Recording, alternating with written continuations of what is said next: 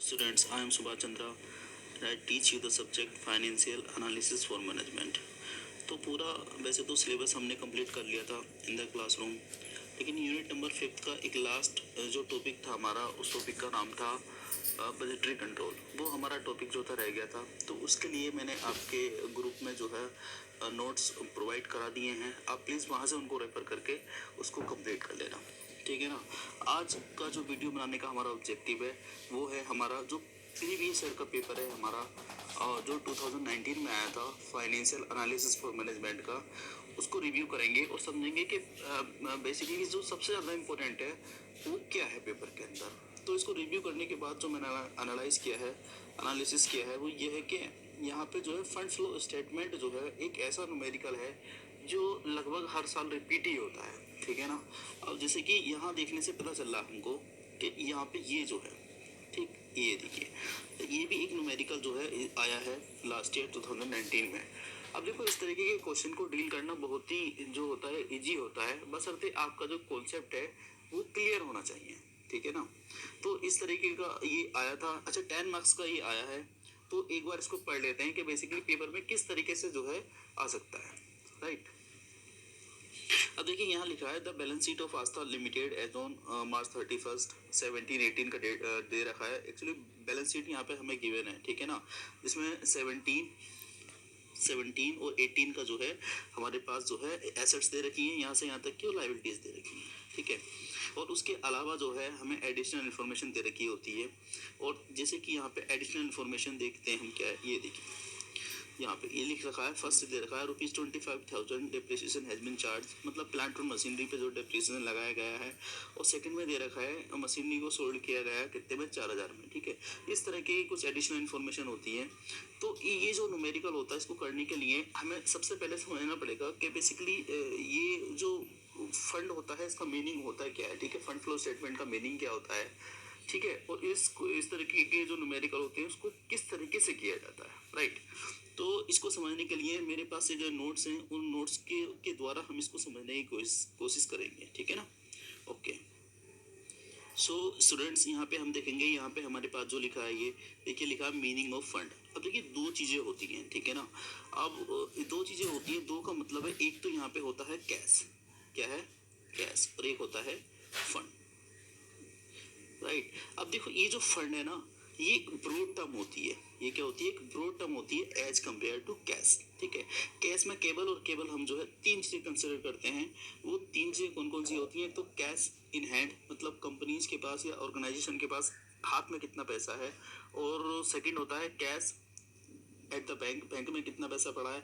और third one is marketable security, ठीक है, मार्केटेबल सिक्योरिटी कितने की है, राइट। अब उसके बाद बस तीनों को अगर हम टोटल कर देंगे तो उसको बोलेंगे कैश एंड कैश इक्विवेलेंट। लेकिन अगर मैं फंड की बात करूं तो फंड एक ब्रॉड टर्म है, ठीक है। फंड में बहुत सारी चीजें और भी इंक्लूड करते हैं, जैसे कि मैं बता रहा हूँ, जैसे कि यहाँ पे स्टॉक दे रखा है, डेटर्स दे रखे हैं, बीआर दे रखे हैं, ठीक है, फिक्स एसेट्स दे रखी है। तो ये सारी चीजें क्या है, हम जो है फंड फ्लो स्टेटमेंट में जो है कंसिडर करते हैं, ठीक है ना। चलिए थोड़ा सा पढ़ लेते हैं पहले। देखिए, यहाँ लिखा है, ये लिखा है मीनिंग ऑफ फंड में लिखा हुआ है यहाँ पे, the concept of fund is used in different sense, ठीक है ना, अलग अलग तरीके से जो उसका मतलब होता है। In broader sense the term fund refers to the economic value, ठीक है ना, जो जिसको एक्सप्रेस किया जाता है मॉनेटरी मेजरमेंट के लिए, ठीक है ना। अब उसके बाद जो है देखो, ये क्या, वाइल, यहाँ से पढ़ो, ये जो ये, ठीक है, while in a narrow sense fund means only cash is equivalent, ठीक है ना।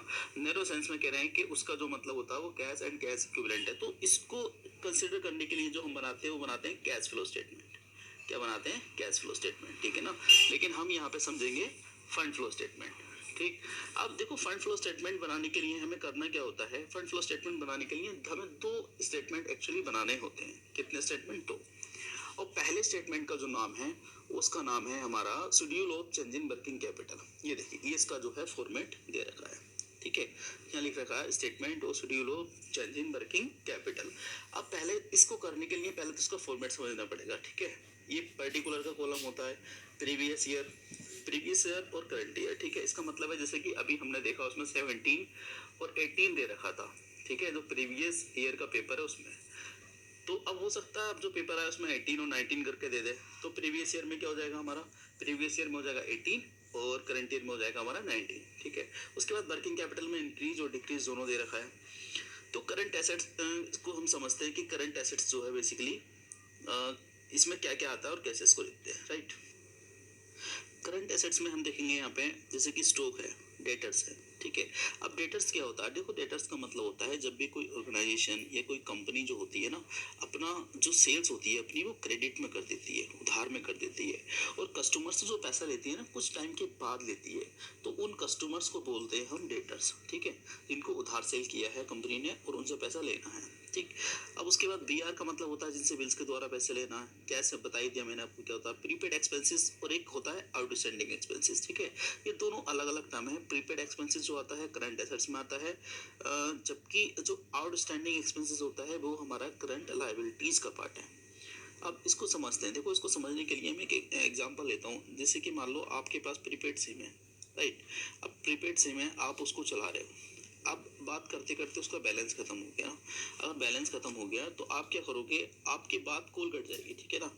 उसको आपको पहले रिचार्ज करना पड़ेगा, देन फिर आप बात कर सकते हो बाद में, रिचार्ज कराने के बाद। इसका मतलब ये हुआ कि आपको किसी भी सर्विस को लेने के लिए सर्विस यूज आप बात को करते हो, पेमेंट पहले कर देते हो, तो ऐसे जो एक्सपेंसेस होता है उसको बोलते हैं हम क्या, प्रीपेड एक्सपेंसेस, ठीक है। एक होता है आउटस्टैंडिंग एक्सपेंसेस, ये क्या होता है, ये जो होता है वो एक्सपेंसेस होता है जब कंपनी या हम मोबाइल पे पूरे महीना बात करते हैं और महीने के लास्ट में जो बिल निकल कर आता है, ठीक है, मतलब सर्विस को यूज हम पहले कर लेते हैं, उसका पेमेंट जो है बाद को करते हैं, तो ऐसे एक्सपेंसेस को बोलते हैं आउटस्टैंडिंग एक्सपेंसेस, है ना। अब आगे देखते हैं क्या है। लायबिलिटीज में क्रेडिटर होते हैं। देखो क्रेडिटर क्या मतलब यहाँ पे क्या है, क्रेडिटर वो होते हैं जब कंपनी गुड्स को मैन्युफैक्चरिंग करने के लिए जो है रॉ मटेरियल परचेज करती है, ठीक है ना। तो जो पर्सन रॉ मटेरियल को सप्लाई करते हैं, जो सप्लायर होते हैं, तो उस उन पर्सन को कंपनी को पेमेंट करना होता है बाद में, ठीक है ना। तो ऐसे पर्सन को बोलते हैं हम क्या, क्रेडिटर। अब सेकेंड है बीपी, मतलब बिल्स पेबल, जिनको बिल्स की फॉर्म में पेमेंट करना होता है। बैंक ओवरड्राफ्ट का मतलब क्या होता है, बैंक ओवरड्राफ्ट का मतलब होता है कि जब कोई कंपनी या ऑर्गेनाइजेशन उसके अकाउंट में जितने पैसे पड़े हैं ना उससे ज़्यादा निकाल लेती है, ठीक है, तो उसको बोलते हैं बैंक ओवरड्राफ्ट। अच्छा बैंक क्या चार्ज करता है, इस पर इंटरेस्ट चार्ज करता है, ये मैंने बता ही दिया। अब देखो यहाँ पे प्रोविजन फॉर टैक्स और प्रोपोज डिविडेंड, दोनों पे क्या बना हुआ है, यहाँ पे स्टार बना हुआ दोनों क्या क्या, है ना। अब स्टार का मतलब क्या है यहाँ पे, उसको समझते हैं। देखो स्टार का मतलब यहाँ पे ये है कि अगर provision for tax balance sheet में आपका दे रखा है, ठीक है। अब provision for tax balance sheet में अगर दे रखा होगा तो कहाँ दे रखा होगा, लायबिलिटी साइड में दे रखा होगा, है ना। अगर उस बैलेंस शीट के नीचे कोई एडिशनल इंफॉर्मेशन नहीं लिखी है उसके बारे में, तो हम इसको ट्रीट करेंगे एज अ करंट लायबिलिटीज। अगर कुछ दे रखा है तो फिर हम उसको as a current liabilities treat नहीं करेंगे, हम उसको फंड फ्लो स्टेटमेंट में लिखेंगे, ठीक है ना। अब देखो तो ये होता है बेसिकली। अब यहाँ पे जो है हमने क्या किया है, देखो यहाँ से यहाँ तक सारी करंट एसेट्स हैं, इसका टोटल करके हम यहाँ लिखेंगे, यहाँ से यहाँ तक हमारी सारी करंट लायबिलिटीज हैं, इसका टोटल करके हम यहाँ लिखेंगे। उसके बाद लिखते हैं वर्किंग कैपिटल, ठीक है। और वर्किंग कैपिटल का मतलब है यहाँ पे current assets minus current liabilities, मतलब इस वाली अमाउंट में से ये वाली अमाउंट जो है हम क्या कर देंगे, माइनस कर देंगे, उसको कहाँ लिखेंगे, यहाँ पे, है ना। अब उसके बाद जो है हम देखते हैं, जैसे कि यहाँ लिख रखा है स्टॉक, ठीक है, यहाँ क्या लिख रखा है, स्टॉक लिख रखा है। अब स्टॉक में यहाँ जैसे कि एक सेकंड रुकिए यहाँ, ठीक है। अब जैसे कि स्टॉक में मान लेता हूँ मैं, प्रीवियस ईयर में लिखे हैं ₹5,000, ठीक है, और करंट ईयर में यहाँ लिख रखे हैं 6,000, ठीक। अब यहाँ से यहाँ पहुँचने में देखेंगे कि 1,000 जो है इंक्रीज हो गए, 1,000 क्या हो गए, इंक्रीज हो गए। अगर इंक्रीज हो गए हैं तो हम क्या लिखेंगे उसको, इंक्रीज के कॉलम में। अगर डिक्रीज हो गए हैं तो हम उसको इंक्रीज के कॉलम में ना लिखे हम किस में लिखेंगे, डिक्रीज के कॉलम में, ठीक है। ऐसे ही यहाँ पे देखते हैं, जैसे कि डेटर्स भी ऐसी ट्रीट करेंगे, बीआर भी ऐसे ही, हर किसी को ऐसे ही, ठीक है। अब लेकिन अब बात करते हैं लायबिलिटीज़ की, जैसे क्रेडिटर है, ठीक है।